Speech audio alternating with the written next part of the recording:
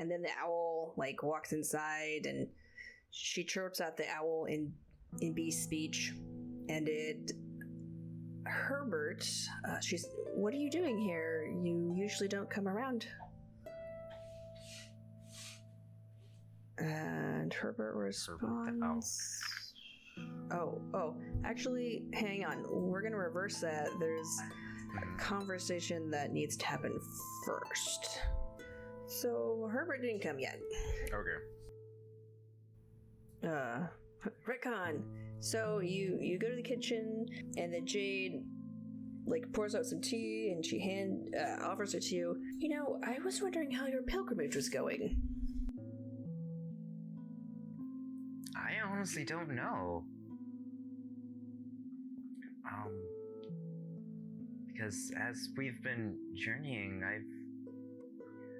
I've seen that it's not only that the nature and spirits that are in trouble, but the people around, my friends, and I don't know, I want to help them. She listens quietly and sips her tea and says, oh, well, everyone's pilgrimage is different. No one said it had to be like mine or Luna's or anyone else's. There's not really a hard rule for it. As long as you're using your talents for good and use it to serve others and strengthen, generally speaking, we want you to use your powers to, cultivate the land and things like that. But as long as you're growing yourself, I think you're doing a fine job on your pilgrimage.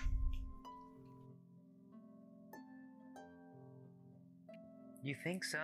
I feel like I haven't really been helping any spirits or anyone of the like. And then she gestures to herself. Do I not have a spirit? Do you not have a spirit? Do your friends not have spirits? Well, I guess that's true. See, you're doing a fine job. So you sip your tea.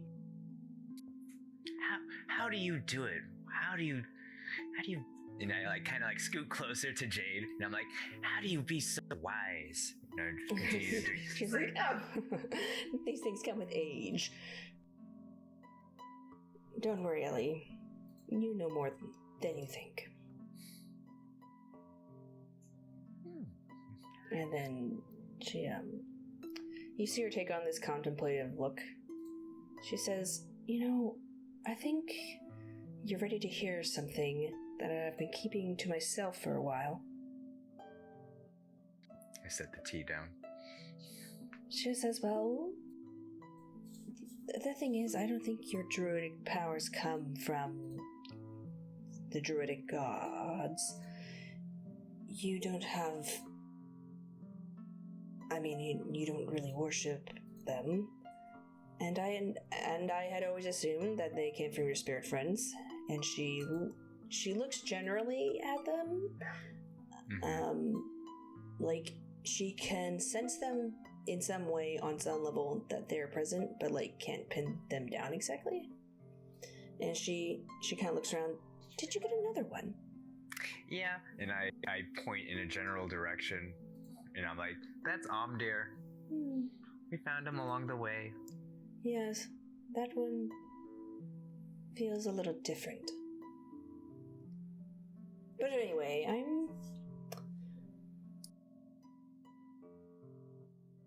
She kind of pauses to find words as she pulls up this, she has this little potted plant in the center of the table, and she druid crafts a little, flower for you. It's an alyssum. It's small, 4-petal flower that likes to group together, and she hands you basically a clump of them. And then she says, I suspect your powers come from your own natural lineage. And I suspect that your spirit friends are connected to that somehow. I always thought that they were guiding you to your true parentage, albeit probably in a roundabout way. Yeah, I thought so too. Because I didn't notice my powers until I found these guys.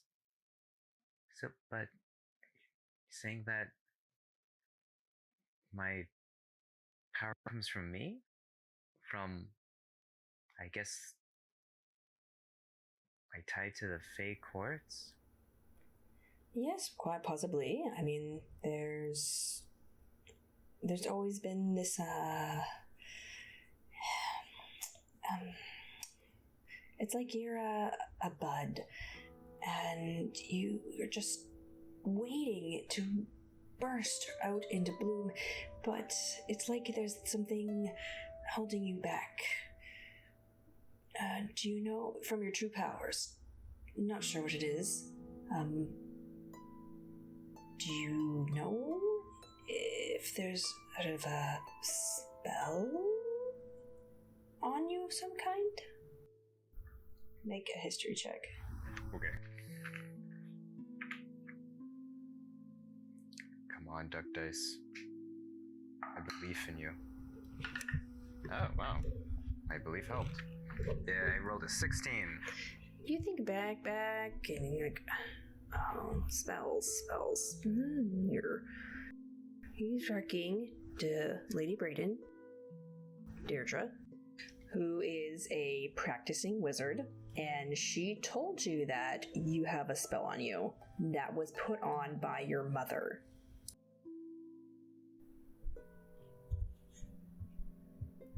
And that it was, basically like protective in nature. And it was, that was all she could tell you. Actually, no, she did tell you that it meant to, like, dissuade eyes, certain eyes from noticing you. Like, you know how in Tolkien universe, the hobbits have this way of being unnoticed? It's like that. Like, so people see you, but they look over you. Yeah, and Lady Brayden was back in Toril, right? Mm-hmm. Yeah, it's for Eric's mom.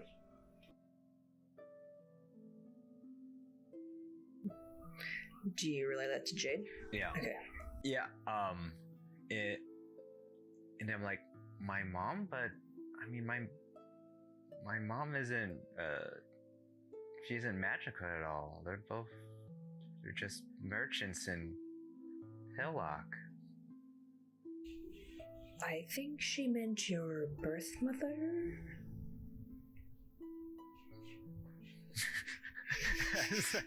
Because just like by default, I'm like, oh yeah, my mom and dad are these people. Pretty sure she meant your birth mother.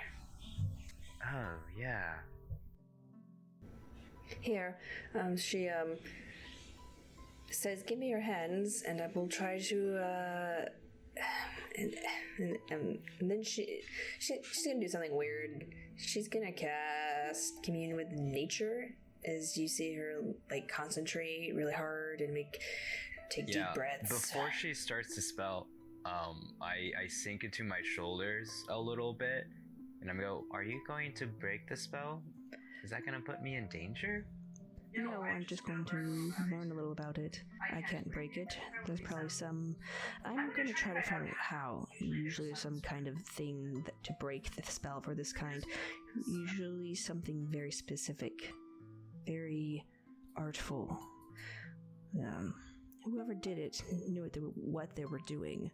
And then she puts her hands out and like waits for your placement. So you place your hands together and there's this phantom wind comes and the scent of flowers, and your spirit friends become very active, and she nods. Yes. And she says, well, your birth mother is alive, because if she wasn't, this spell would not be active. However, I'm having a very hard time getting anything else. 3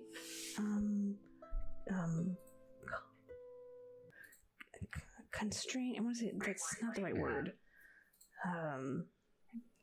Basically contingencies. The spell will break when you meet your mother again. And your spirit friends are trying to lead you to her or follow her directions that she gave them. But it was given a long time ago, so they're not quite sure what to do apart from what they had heard a long time ago. Yeah. Yeah, and I look around at them and I'm like, does this have anything to do with Eulamaze? And you get this positive pulse back as a yes. I look suspiciously at my spirits and I'm like, is Eulamaze my mom? And they respond no. Yeah, I didn't think it would be that easy either. But that's something like, make a nature check. Make a nature check to like understand their... Make a check? Yeah, make a check to make it interesting. What type of check do you want me to make? Nature. Just a nature check? Okay. Sounds good. Hey, not bad. 15. You've known your spirit friends for a long time. You kind of know how to communicate with them. And you get the sense that Eulamaze is some kind of friend or ally to your birth mother. And the Jade sort of settles. Ooh, that's nice. After that, comes in and she opens the window and starts conversing with the owl. And you hear her say, "How did you hardly ever swing by?" The cooing rolls off her tongue with ease as she converses with the owl. And Herbert the owl responds, "Seen strange two legs. Probably pack pup." And Jade kind of makes this confused face. Lionel's at home and Mark's asleep. Ellie, do you mind coming with me to this whatever this is? Probably a prank on Luna or something. Yeah, well, yeah. See, maybe people are just partying too hard. Yeah, maybe. And I'll join her. Yeah, so the two of you slip into your animal forms and go walking. Mm-hmm. So you're following the owl. And back to Ciara. Ping pong pong. Hi. Alright, whose turn was it? Oh, I didn't stipulate before we cut last time. After she attacks, she's gonna just like take a precautionary step back as sort of like her movement. Not like disengaging, because attack of opportunity. Yeah, just weighing her step. Yeah. Oh, come towards me. No, that's fine. Booming blade doesn't hurt at all when you start moving. You're fine. Yeah, no, just vibe where you're at. No, come towards me. I promise it doesn't hurt. Promise it doesn't hurt. That's fine. Yeah, so I have an initiative. We'll just say that it's Lucious's turn, and you see him begin to flitter spell, and these spectral moth wings spring from his back and circle back into his armor. And the Crimson Lady laughs. Oh, it's all right. As she raises her hand, and blue balls and she shoot forward. One is flicked away as Lucious backs away with his spear, and two more impact him. And she croons, "I don't run out of those."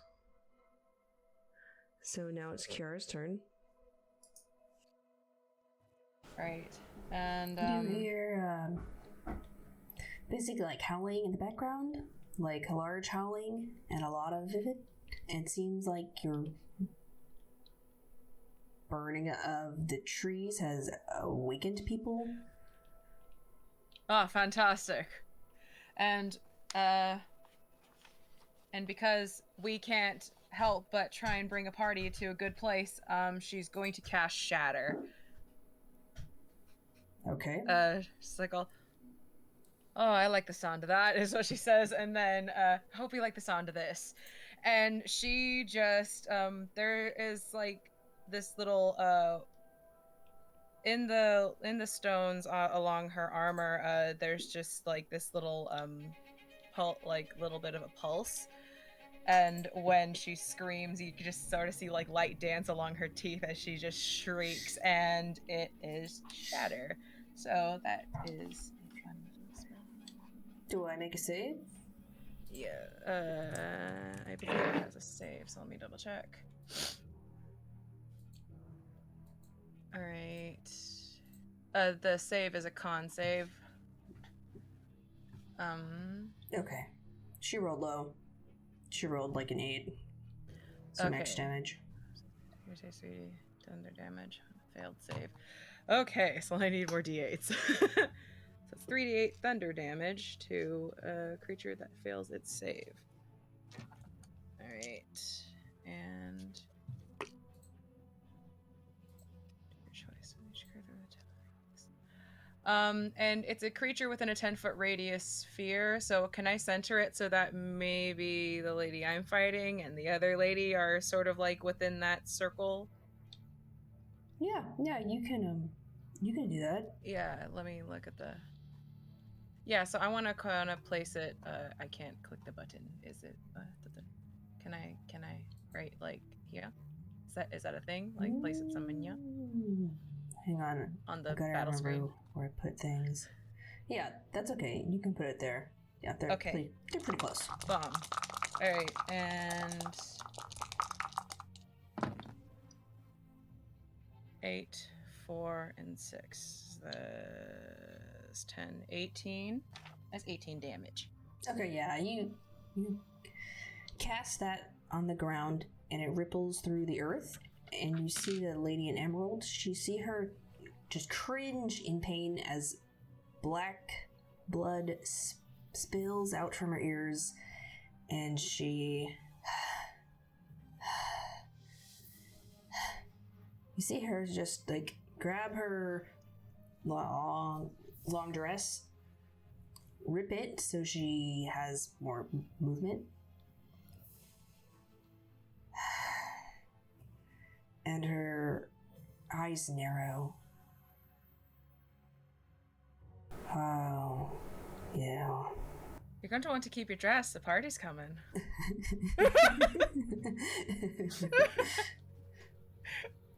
And then the lady in green, she sneers, says, I'm not good at being bad. She just says... You can be nasty. It's fine. You can be nasty. From the Underdark, fine. You're fine. Well, we can't party too hard. And she turns her attention elsewhere, and she flicks her eyes over to Lucious and the Crimson Lady. During this turn, the Crimson Lady has legendary actions. She soars across the forest floor and slashes Lucious. He tries to impact her with his spear, but he's lost too much blood and is sluggish. The crimson nails saw down the armor as she carves down his chest, and the armor rings out as she drags her hand down, and necrotic energy surges through him. His armor dissipates, and he's barely conscious. You see your uncle dripping in blue blood and nearly unconscious. She then pulls him close to her. And then it looks like she's going to go in for a bite. But then she stops and kind of looks at him. Wait a minute. And you see her hold him aloft. And she pushes his goggles back. And she puts him back down. And she looks over at the lady in green. She says, Amarantha, hold the girl. The woman in green will then attempt to grapple you again. Remember, Ciara, you're buff. Don't touch me! I'm not into it! Remember your muscles. You didn't bring your dance to the party. I don't want to dance with you. 16 plus 4. That is a dirty 20. Hey. She rolled, I kid you not, a natural 20. Oh no. So, Not dirty 20. I could only just dance with it. Hey, we're matched again, Ish. with her added strength, she is able to. She takes your momentum and twists your arm behind you and pins you and holds you in front of the Crimson Lady. She's very tall for a humanoid, or a human, or whatever she appeared to have been at one point. Whatever creature she Her silvery hair and glossy blue eyes wash over you in a predatory gaze, and you feel your throat get a little dry as she's pretty hot. She studies your face and she touches you with her cold, icy hands. And she turns her long nail across your face and steps back and says, "You're Dara's kid, aren't you? You're Dara's kid." Depends who's asking. There's no doubt about it, you're Dara's kid. At this point, she sort of just drops Lucious, and he kind of just bends over and bleeds all over the floor. Moans a little bit. Yeah, it's not looking good. and then she says, "Dara and I have an arrangement. And, well, hardly romantic. But we do have an arrangement. And as a rule of thumb, I don't like to ruin my business contracts." Her eyes continue to study you closely, as if she can't believe how much you look like him. "But if you're looking for your dear old dad, you can find him in a jar." And then she nods towards the lady in green. "We have no more business here." And then they turn into Zora bats and take off. So they two fly off, and you have a quiet moment where you hear basically the dying mumblings of Lucious.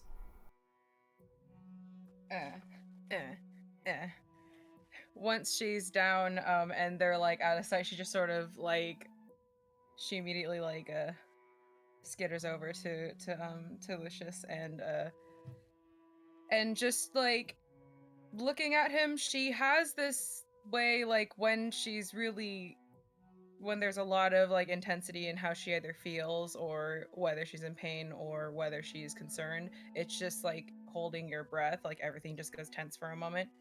And she just sort of like tries to gather him up, and she has a second wind, but that only works for her. And she "Do you have anything on you? Lucian, wake up, come on. Do you have anything on you?" And she's gonna try rifling through his pockets, like, "You gotta push it in here or something." He's losing consciousness, and his eyes start to glaze over, and this blood is just gushing out of him. You try to staunch the wind with your hands. I'm gonna try making a medicine check. Yeah, make a medicine check. I'm gonna try. Your tourniquet. I got some clothes on me. I could wrap something. It's an 8. Try to rip off anything you have. Like, I just tear up my skirt a little bit, just like bandage him. He looks at you with knowing eyes and puts out his hand and says, "Your hand, lass." And just like it's an automatic thing. Just like, "Oh, it's a command, something I can latch onto." And you feel his hand wrapped tightly around yours. I don't have much time. Well, you better find some, because I'm... Come on. There's help's on the way. It'll be here soon. I'm sure they're bringing a healer or something. Can't just let a fire in the woods, you know? A shaky hand lifts to your face, and you feel his cold blood on you. Meeting you was the happiest thing that ever happened to me. And his hand falls limply to the ground. And you try to wake him. Okay.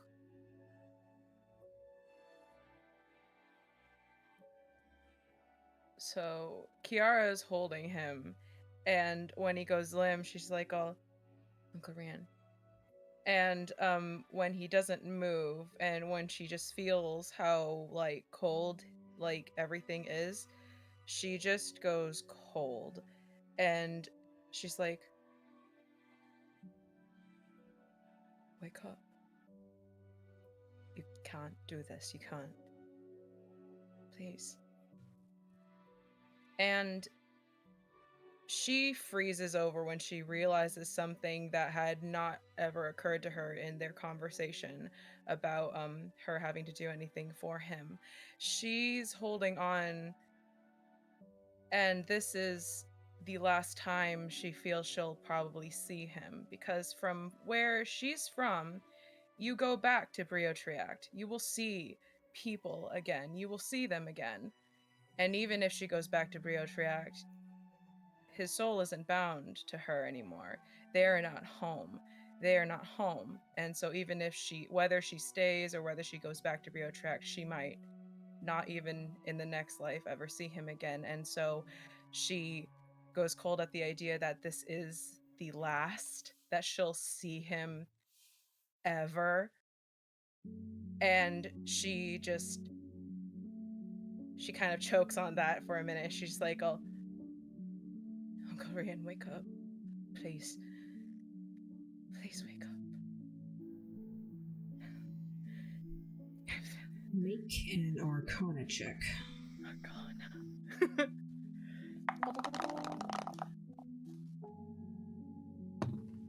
There it is. Is it 13 plus 3? With a 16, you hold on to Uncle Rian's hand. Feel his heartbeat slowing, and the blood pools on the ground. And there's this unconsciously reaching deep within your soul, trying to find anything that you can do.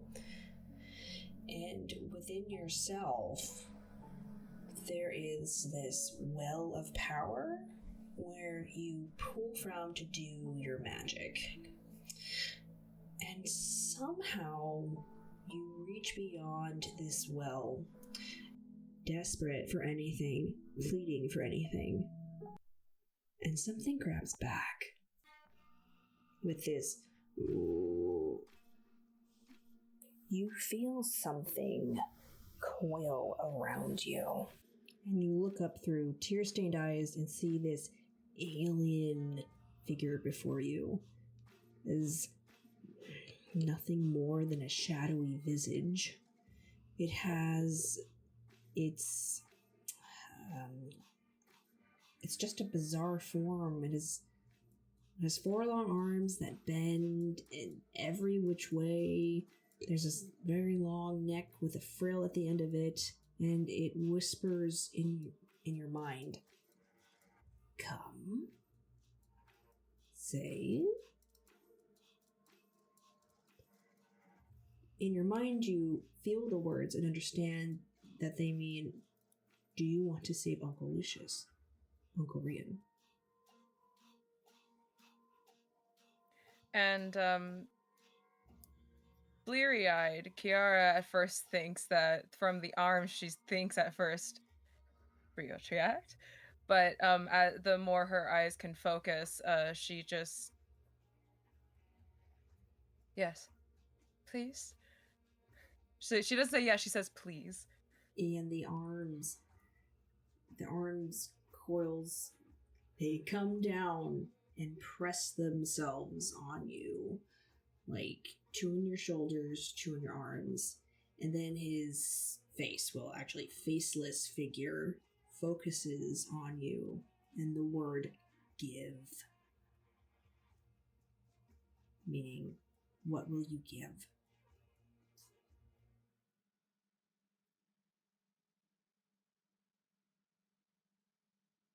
And her mind stutters on that because it races. She doesn't know that she has anything. And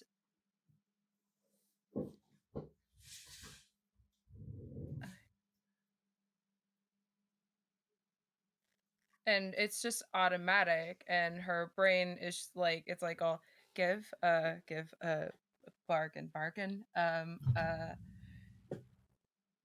she's just The words, like, will you? Basically, from the one word, you interpret it that it will take anything. It will take something from you. You don't necessarily know what that is, but it will take that in exchange.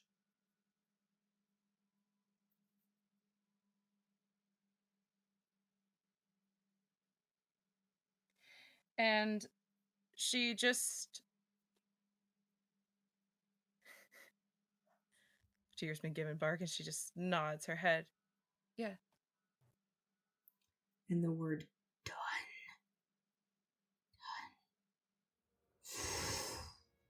This creature expands upward and then it goes into...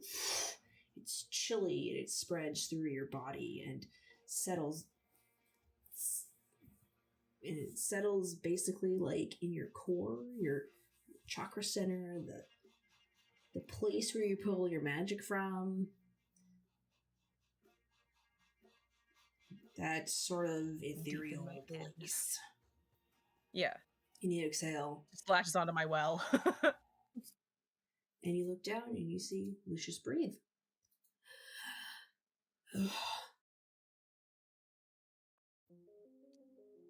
And 1 HP.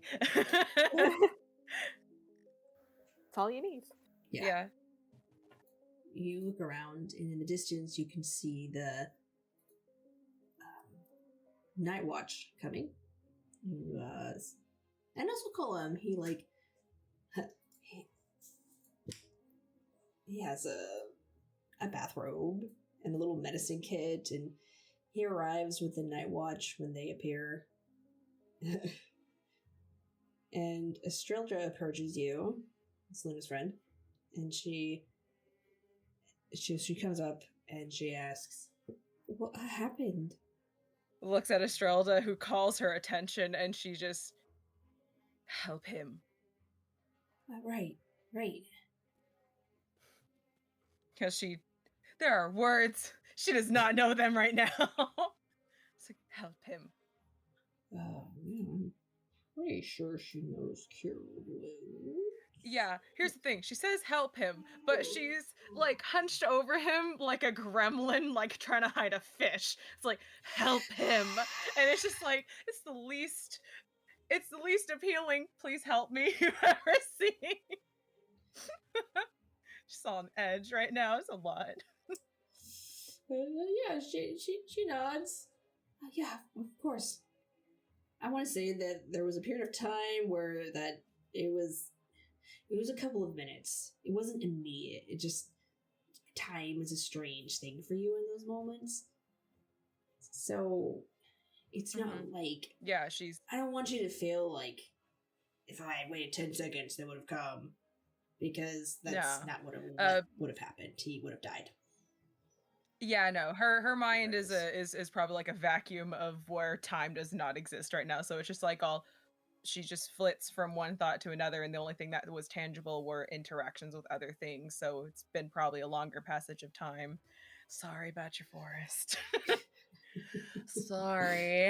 And Strilda comes over, cautiously looks at you, and she gives you a wide berth, and you see her touch Lucious, and she just pours all her spell slots into him. and his wounds begin to recede as blood begins to stop trickling all over. There's a column just stays back, but he does cast prestidigitation so that Lucious is clean again. He can read a room. He knows when to hang back, and in this case, he should. And then we will jump forward to the other groups. Okay, I think like before we cut away, like it's after he's been clean or whatever, Ciara just sort of like looks at herself, and it's probably for the first time she sort of realizes that she has tears in her eyes, so she's just like, what is that? Like it itches. Oh. And smash cut back to the group.